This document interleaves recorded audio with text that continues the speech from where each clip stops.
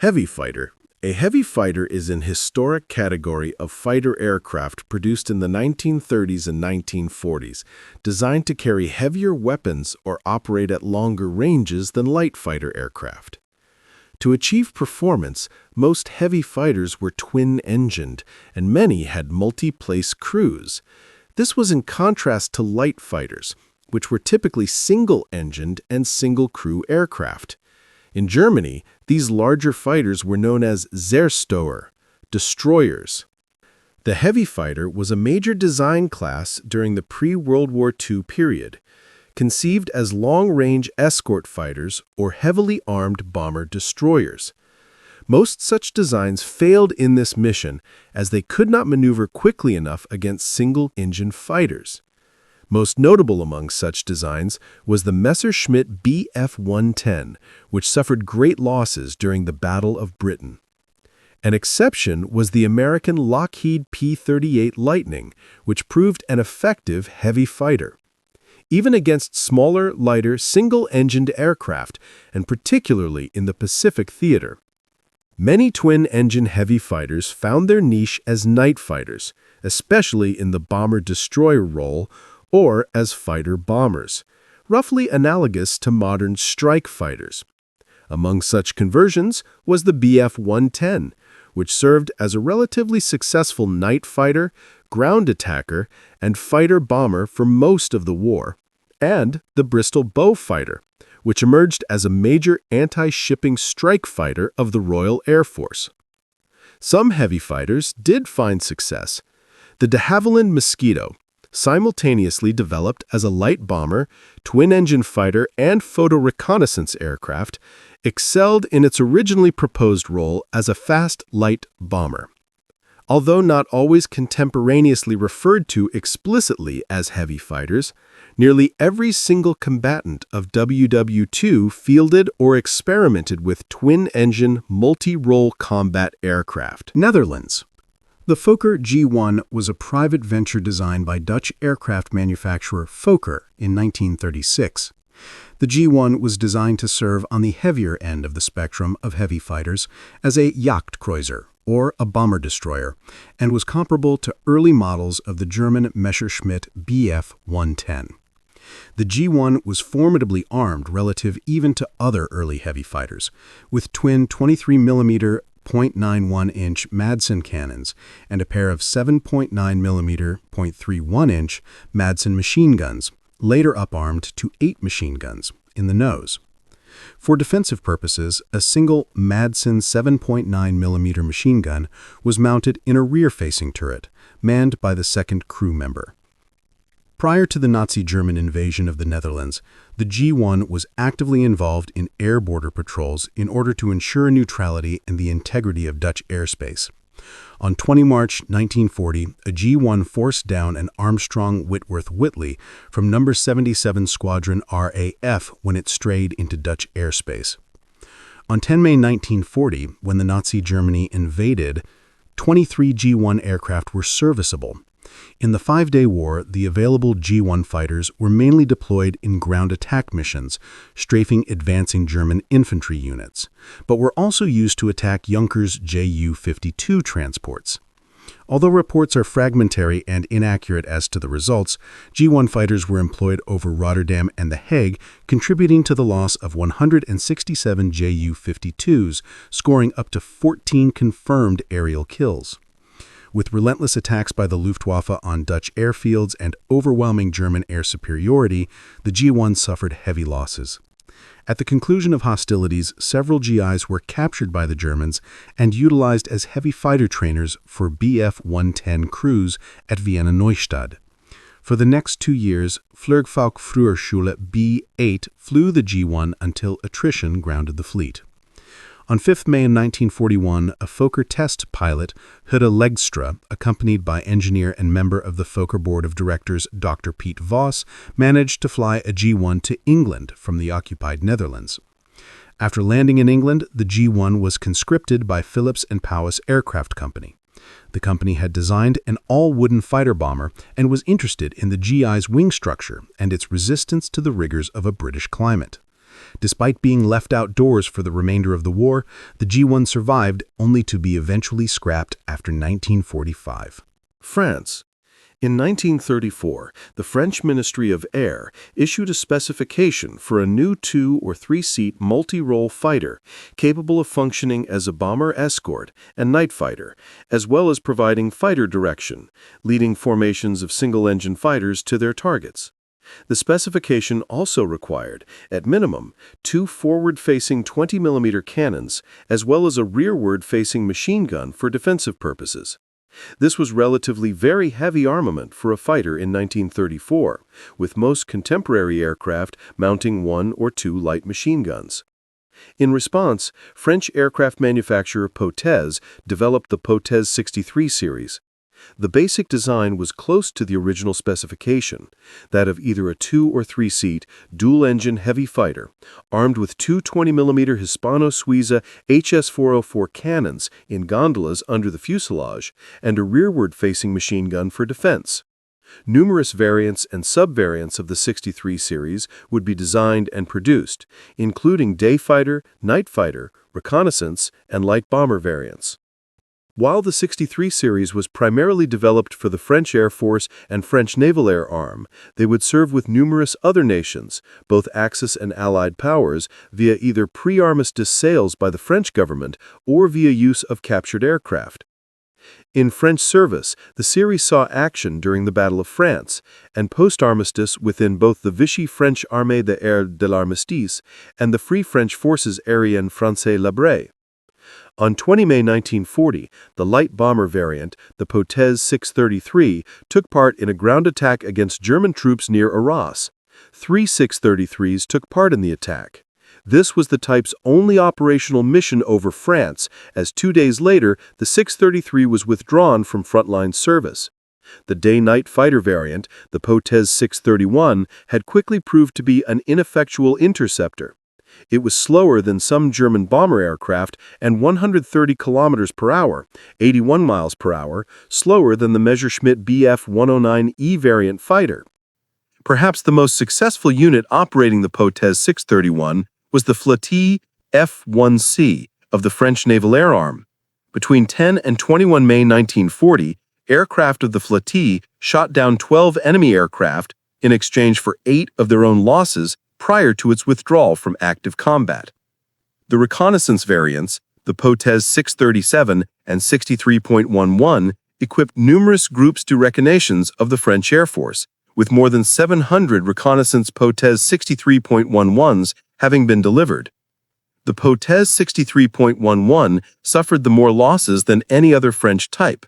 One factor contributing to the high losses was the near-complete lack of spares, rendering 70 63.11s unserviceable even prior to the German invasion. Many aircraft were destroyed on the ground by enemy bombing and strafing attacks, and entire units were wiped out without conducting a single mission. In addition to the Potez 63 series, another aircraft was developed from the original 1934 heavy fighter specification. This was the Breguet 690, designed and manufactured originally by Breguet Aviation. While the Breguet 690 was not selected to serve as France's primary heavy fighter, the French Air Force's command staff was still intrigued by the sturdy and versatile design. By 1938, with France falling behind in ground attack or close air support aircraft, the decision was made by the Air Force to redesignate the Breguet 690 as the Breguet 691 and to utilize it as a ground attack aircraft. The 691's engines proved unreliable in testing, and the decision was made to mount new engines on the design, which was finally designated as the Breguet 693. Few 693s were completed before the Nazi German invasion. However, enough were completed to see some action. The 693 made its combat debut on 12 May 1940, when 12 693s were sent to attack a German mechanized column near Tongeren. 6 to 8 were shot down by German flak, 2 more 693s were lost while attempting to return to base, and of those that made it home safely, 1 was written off. Most of the 24 crewmen survived or were captured alive, although 3 died during the attack, and some of the survivors were badly wounded. As the fighting drew to a close, The French attempted to fly as many 693s as possible to North Africa, but only 3 made the flight, and none were used by the Vichy Air Force in North Africa. In November 1942, with the German occupation of Vichy France, the remaining brigades were seized. Some had their engines removed for use in German aircraft, while others were passed on to the Italians, who used them as training aircraft. Germany. The Messerschmitt Bf-110 was a pre-war German fighter designed to meet an RLM specification for a long-ranged fighter. Prior to the war, it was considered by the German Luftwaffe more important than their single-engine fighters. Many of the best pilots were assigned to Bf-110 wings, specifically designated as Zerstörer-Geschwader, destroyer squadron, Zerstörer being the same word as used for naval destroyers, wings. While lighter fighters were intended for defense, the destroyers were intended for offensive missions, to escort bombers on missions at long range, then use its superior speed to outrun defending fighters that would be capable of outmaneuvering it. This doctrine proved to be a costly mistake. In practice, the Bf-110 was capable of using this combination of features for only a short time, until the late summer of 1940. It served well against the Hawker Hurricane during the Battle of France, but was easily outperformed by, and up to 50 km per hour, 31 miles per hour slower in top speed than, the Supermarine Spitfire during the Battle of Britain. Eventually, Bf-110s were converted to interceptors and were particularly successful in the later marks of the Bf-110G series, from 1942 to 1943 onwards, as night fighters, serving as the primary aircraft of the Luftwaffe Nachtjagdgeschwader night fighter wings, using various versions of the Liechtenstein radar for nocturnal interception of RAF Bomber Command heavy bombers, as well as finding some use as ground attack aircraft. The Me-210 and Me-410 Hornisse were all new aircraft designs meant to replace the Bf-110, but also could not outrun contemporary single-engine fighters, with the Me-210 having serious aerodynamic problems from mistakes in the design of its wing planform and the initial design of its rear fuselage. Aside from the Bf-110 and Me-210-410, the Luftwaffe also utilized various light bombers, medium bombers, and Schnellbombers, German, literally fast bomber, in the heavy fighter role. Due to their relatively large size, these were mostly used as night fighter bomber destroyers, as there was ample room to install airborne intercept radar systems as well as heavy armament.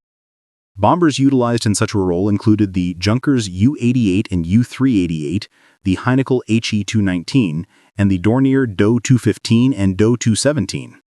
In addition to light and medium bombers, the Luftwaffe experimented with the concept of a Grosser Zerstörer, large destroyer. Different armament packages were tested on the Heinkel H-177 Grief heavy bomber. 12 airframes designated H-177A1U2 carried twin 30mm Mk101 cannon in an enlarged ventral gondola and was intended for ground attack, train busting, and possibly long-range anti-shipping raids. They were also intended for use in a bomber-destroyer role, intercepting Allied long-range bombers and maritime patrol aircraft threatening the Kriegsmarine submarines. In the field, a small number of H-177A3s were also equipped with the 50mm Rheinmetall BK-5 cannon in the undernose gondola. This unofficial modification was intended for use in flak suppression attacks.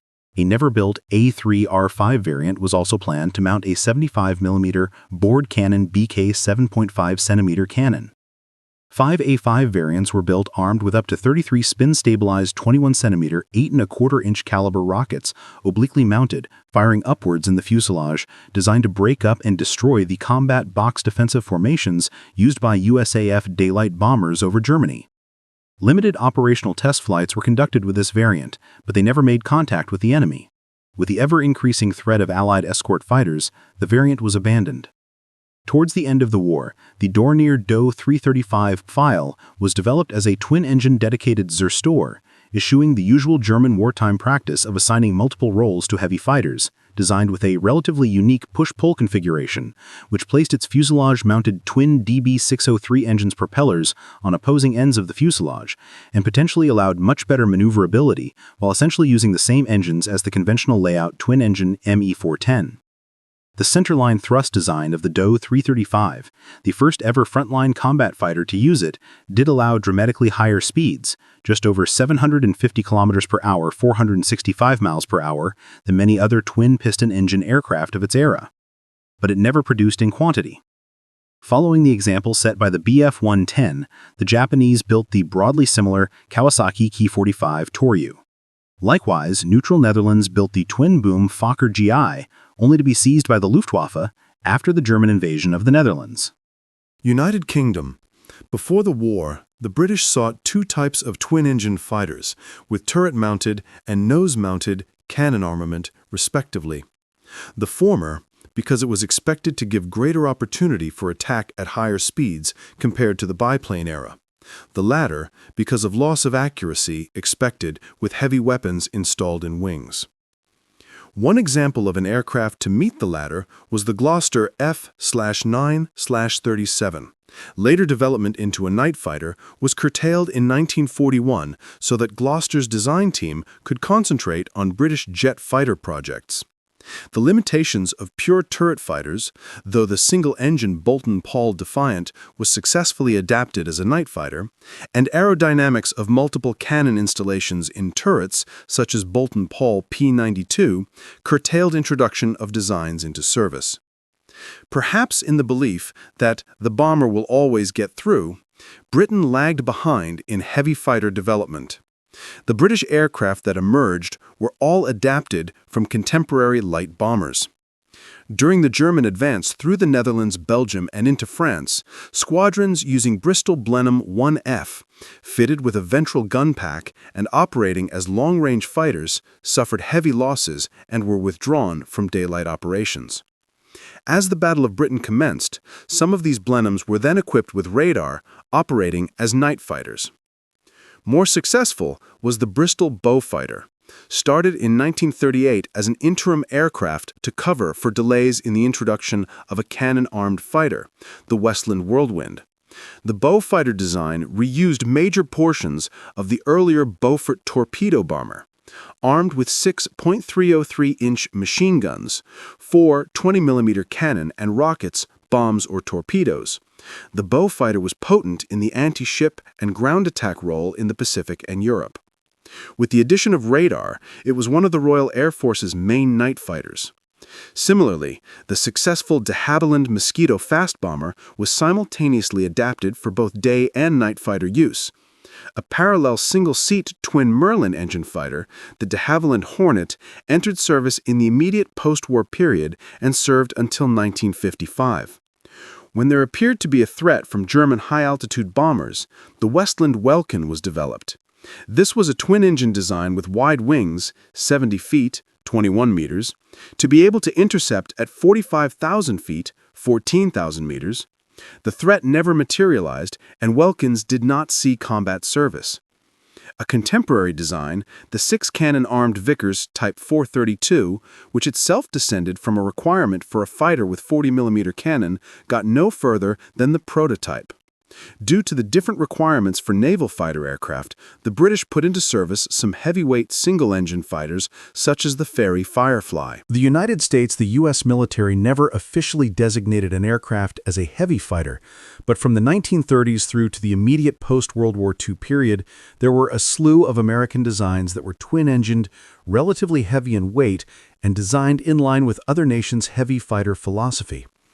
During the late 1930s, Bell Aircraft of the United States designed the YFM-1 Aerocuda bomber destroyer. The design was heavily armed, particularly for a pre-World War II design, mounting two 37mm 1.46-inch M4 cannons as her primary armament, along with 2.30-inch 7.62mm M1919 Browning machine guns and 2.50-inch 12.7mm M2 Browning heavy machine guns for defense. A very large and unique airframe, the Aerocuda was plagued with design flaws. Only 13 prototypes were built, none of which participated in World War II. The U.S. would enter World War II with one of the most effective heavy fighters in history, the Lockheed P-38 Lightning. It was ostensibly designed as a twin-engine bomber interceptor to climb quickly and carry heavy armament at high speed, with the lighter Bell P-39 Airacobra meeting the single-engine version of the same requirement. An advanced design crewed by a lone pilot, the P-38 performed best in the Pacific theater, where its long range proved a pivotal advantage. This range allowed a team of 16 early P-38 models to intercept and kill Japanese Admiral Isoroku Yamamoto while he was traveling aboard a transport aircraft. The P-38 proved adaptable enough to undertake multiple roles, including escort fighter, reconnaissance, as the F-4 and F-5 variants, of which over 1,200 were built, night fighter as the radar-equipped P-38M variant, and as a fighter-bomber. In the escort fighter role, the P-38 accompanied Boeing B-17 Flying Fortress raids deep into German-held Europe. The P-38 and the much lighter North American P-51 Mustang were the first two American fighters over Berlin in March 1944. The only other American heavy fighter to serve in great numbers during World War II was the Northrop P-61 Black Widow, which was also the United States' first dedicated night fighter, in addition to being the first aircraft designed to utilize radar. Armed with four forward-firing 20mm .79-inch AN-M2 cannons mounted in the lower fuselage and 4.50 caliber 12.7mm Browning AN-M2 machine guns mounted in a remote-controlled dorsal gun turret, capable of firing forwards as well as rearwards for defense.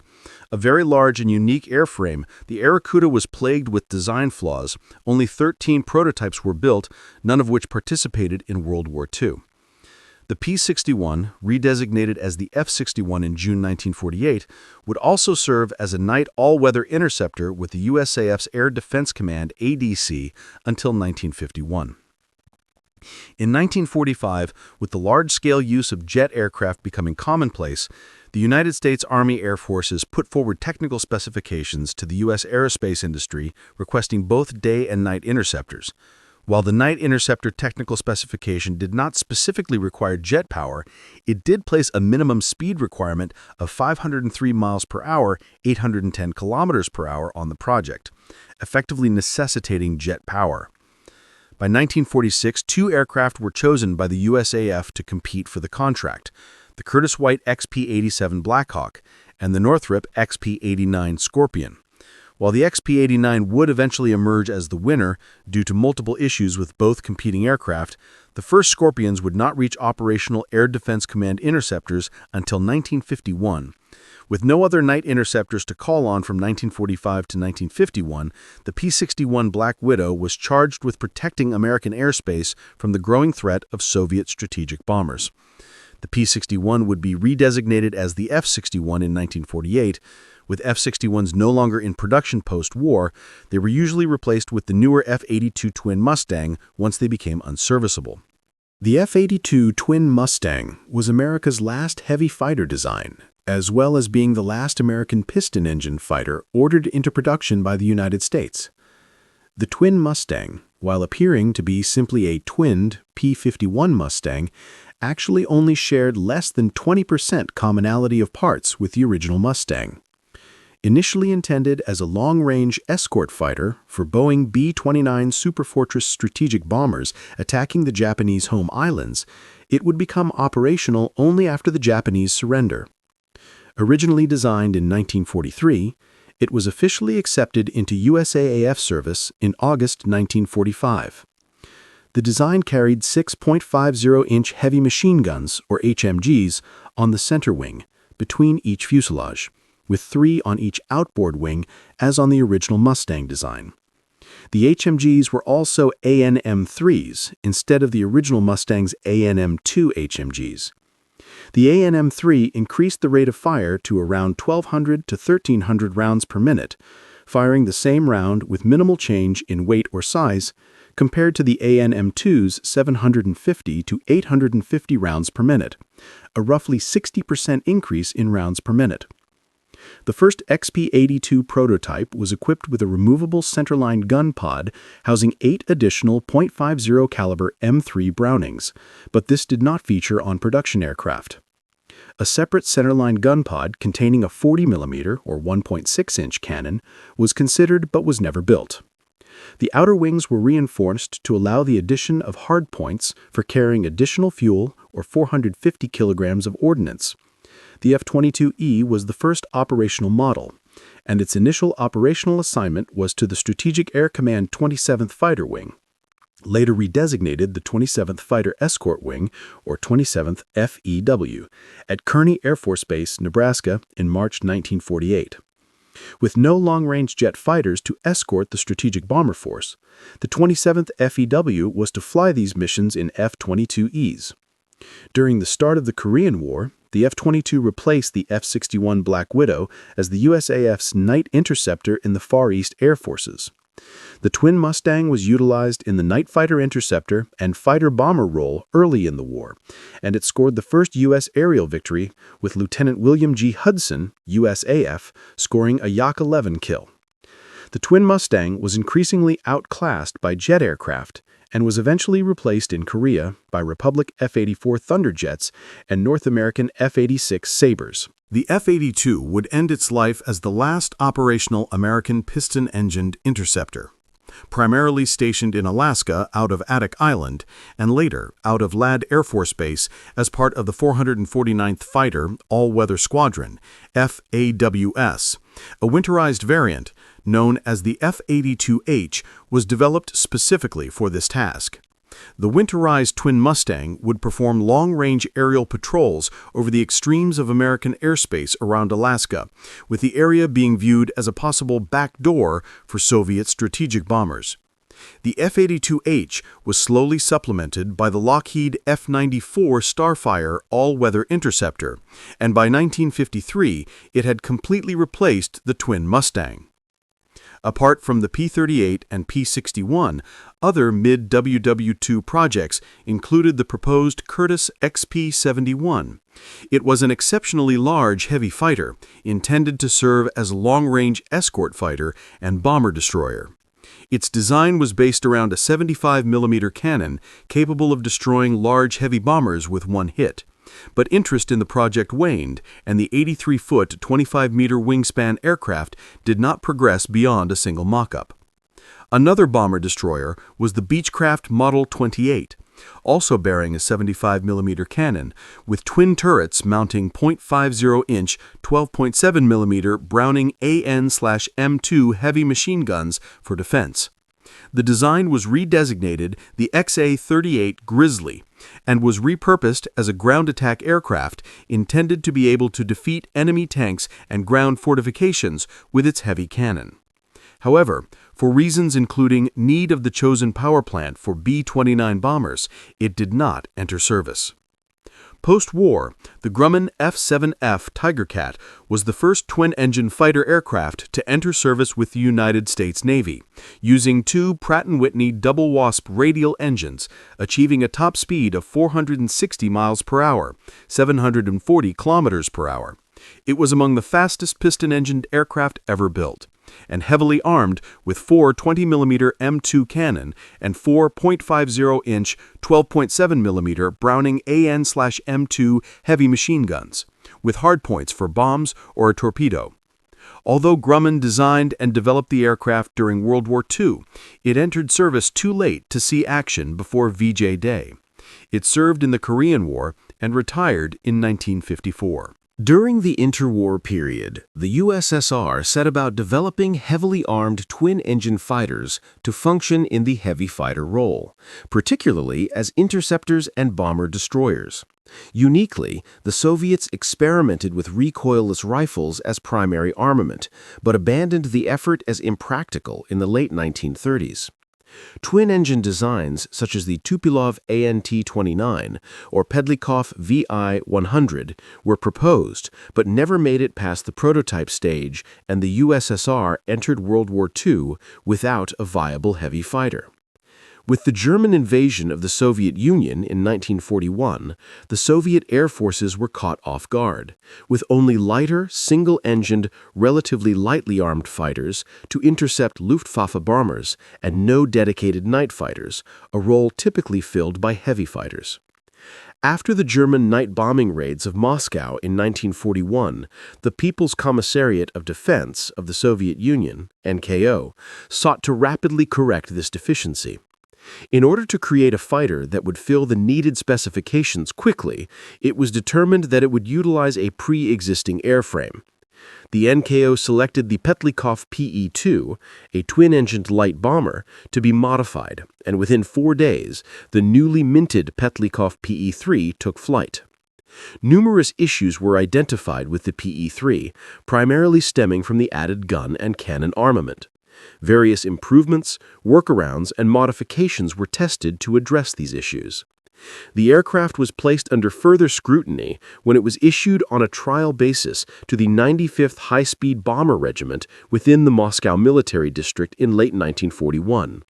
The regiment's experiences revealed further deficiencies not found during initial testing.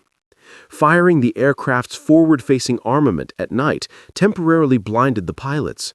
Crews complained about a lack of frontal armor, and heavier armament in general was requested. Ground crews would rectify two of these issues on their own. Flash hiders were installed on the forward armament, and RS-82 and RS-132 rocket launchers were sometimes mounted for ground attack missions, while a DAG-10 aerial grenade launcher was occasionally mounted in the tail. Most of the problems found during trials and operational field testing would be rectified by the Petlikov Design Bureau with the introduction of the PE-3 bis. PE-3 bis production began in April 1942, although 207 standard PE-3s were produced in the intervening months. However, additional issues were again discovered with the PE-3 bis, and in May 1942, the Petlikov Design Bureau switched over to a PE-3 bis with further minor modifications. No name or designation change was made. A reconnaissance variant, with an onboard camera system and greater range, was also produced in small numbers. This variant was often referred to as either the PE-3R or PE-3F. The PE-3 and PE-3 bis would serve as the only widely fielded heavy fighter of the Soviet Air Forces during World War II. Other heavy fighter designs, such as the Grushin GR-1, Mikoyan Gurevich DIS, Polikarpov TIS, and the Tairov T-3, were proposed but never moved beyond test stages. After World War II, like other military types, piston-engine heavy fighters, such as the de Havilland Hornet and Sea Hornet, as well as the North American F-82 twin Mustang, continued in service in the years immediately after the war. All were developed at the end of World War II for use in the Pacific Theater, though none reached operational squadrons until after VJ Day: the Hornet in 1946, the Sea Hornet in 1947, and the twin Mustang in 1948. Fourth-generation and fifth-generation air superiority fighters are designed to wrest air superiority from the enemy in hostile territory, and thus usually have greater range than tactical fighters or interceptors. They therefore typically have two engines, footnote 55, and often carry a larger number of air-to-air missiles than their smaller brethren.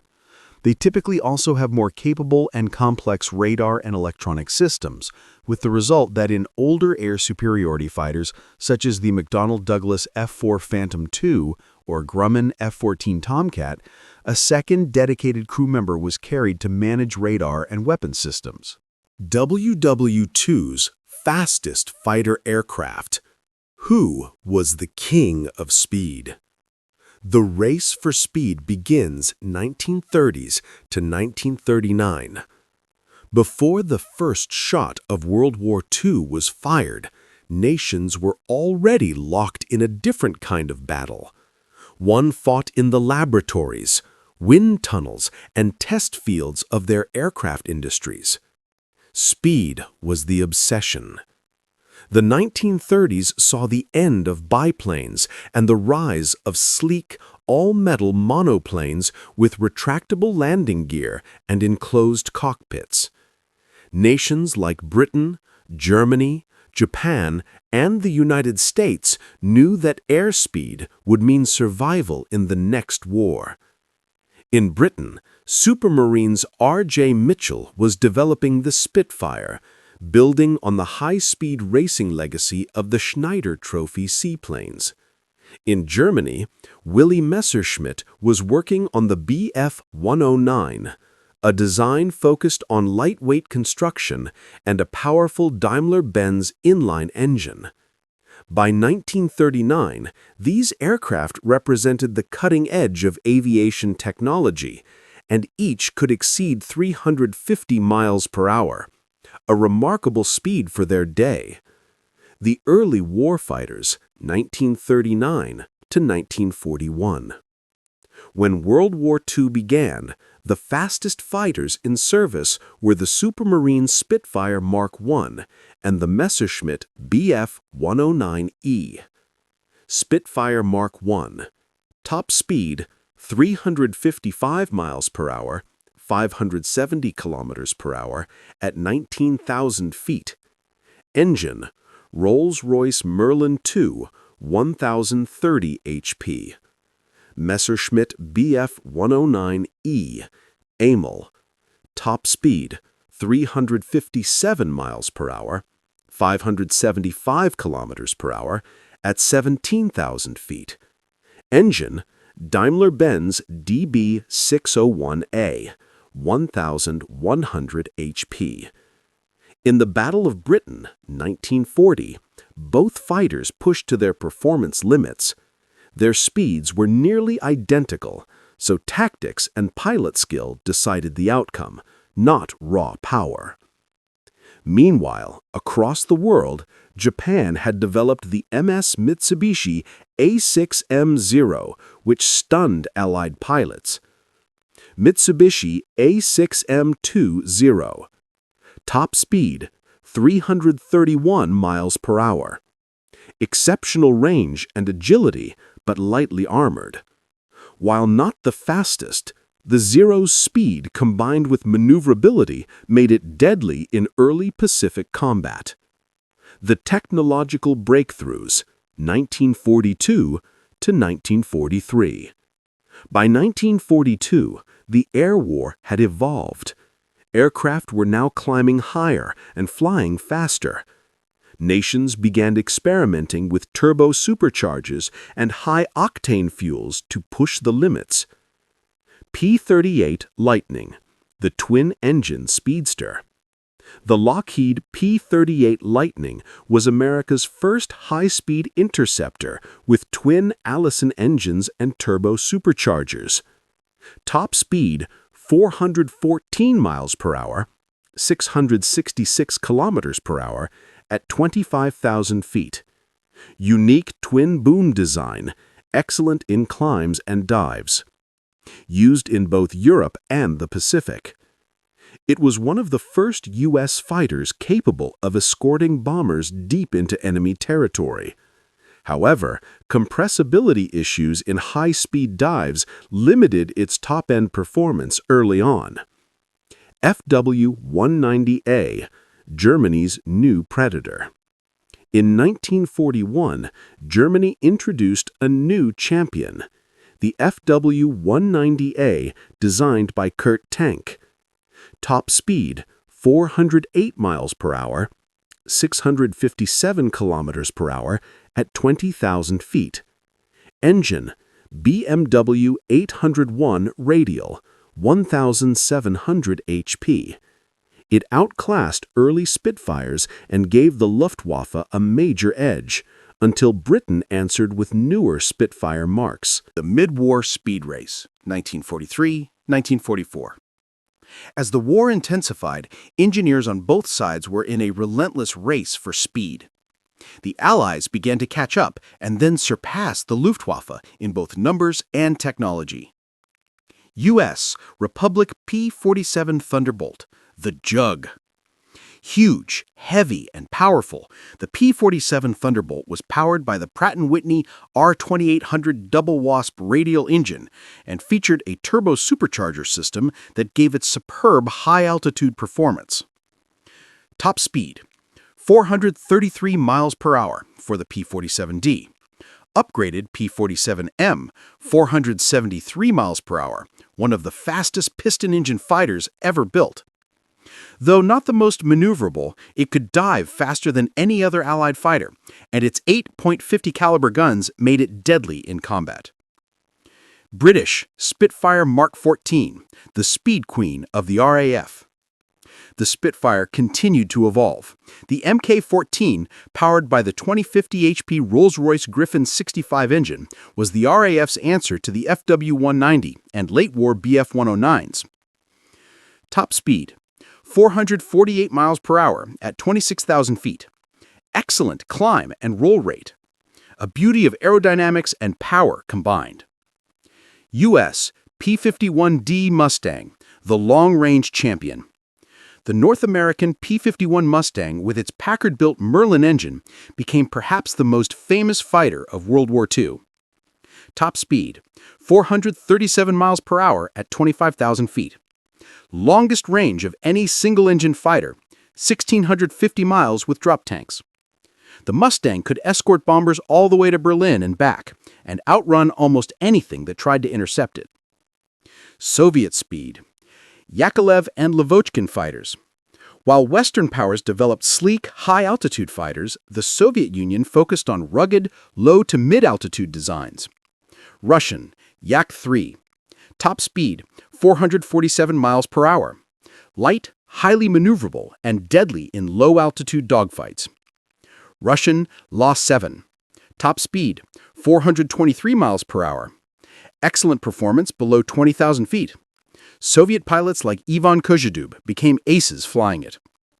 Though less famous in the West, these fighters were among the war's most balanced designs, trading altitude for agility and speed in the thick of battle. Axis innovations and desperation, 1944-1945. Germany and Japan, facing overwhelming Allied air power, turned to radical designs to regain air superiority. Germany, Messerschmitt Me 262, the jet age arrives. The Messerschmitt Me 262 Schwalbe was the world's first operational jet fighter. It changed aviation forever. Top speed, 559 miles per hour. Engine, UMO 004B turbojet. Could outclimb and outrun every Allied fighter. In combat, the Me 262 could strike bomber formations and vanish before escorts could react. But its engines were fragile and short-lived, only 25 flight hours before overhaul. Jet fuel shortages and Allied bombings crippled production. British Gloucester Meteor, Britain's jet fighter. The Gloucester Meteor entered service in 1944, mainly intercepting V-1 rockets. Top speed, 600 miles per hour in later variants.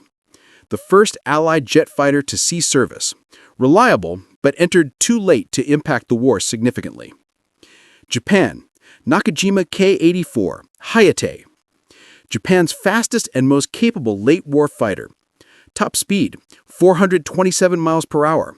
Excellent climb and acceleration, but plagued by poor fuel quality and maintenance shortages. The final speed champions, 1945.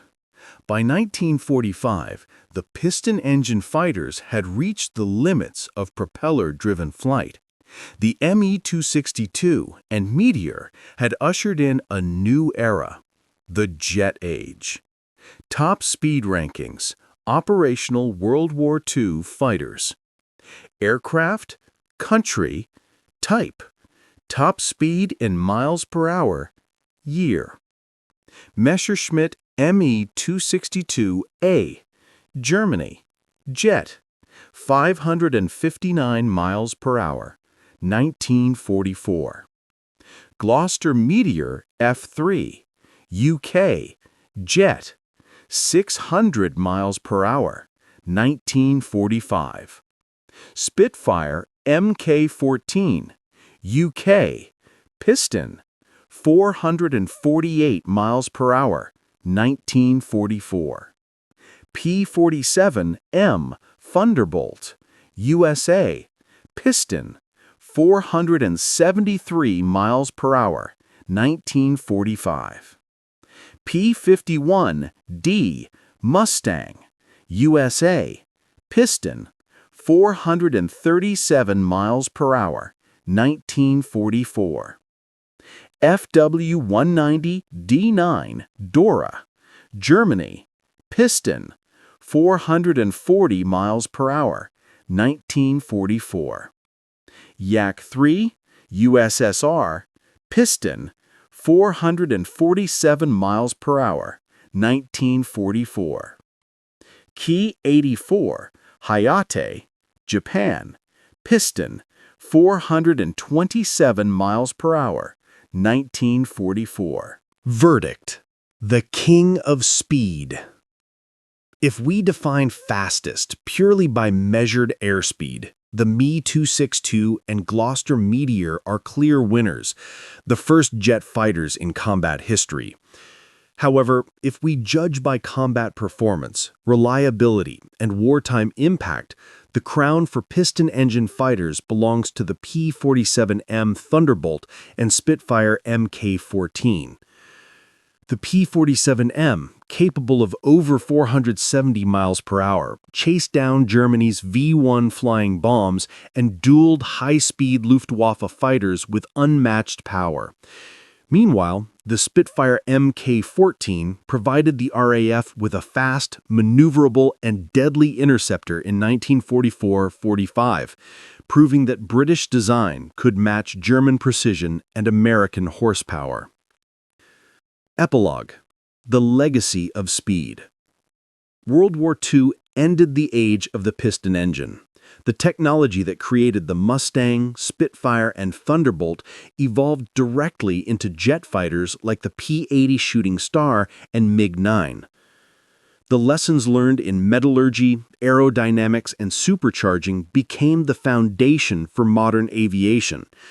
Speed, once a tactical advantage, became the ultimate goal, and it all began with the engineers and pilots of World War II, who risked everything to push their machines faster, higher, and further than anyone thought possible.